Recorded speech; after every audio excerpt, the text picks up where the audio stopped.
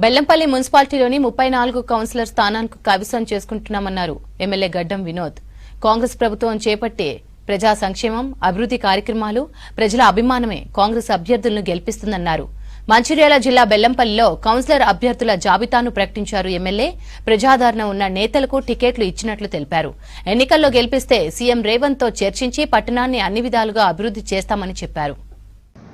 మా మల్లయ్య గారు, మా సూరిబాబు గారు, కొంతమంది రమేష్ గారు, దావా రమేష్ గారు, వీళ్ళందరూ సీనియర్ నాయకులతో పాటు చిప్పమ్మన వారు కూడా, వీళ్ళందరూ కలిసి పార్టీ హైకమాండ్కు ఇచ్చిన అప్లికేషన్స్, దాన్ని ప్రత్యేకంగా పార్టీ వాళ్ళు మా పిసిసి ఆఫీస్ నుంచి ఇంటెలిజెన్స్ తెప్పించుకొని వాళ్ళందరూ ప్రత్యేకంగా దాన్ని ఎగ్జామిన్ చేసిన తర్వాత లిస్టు పంపి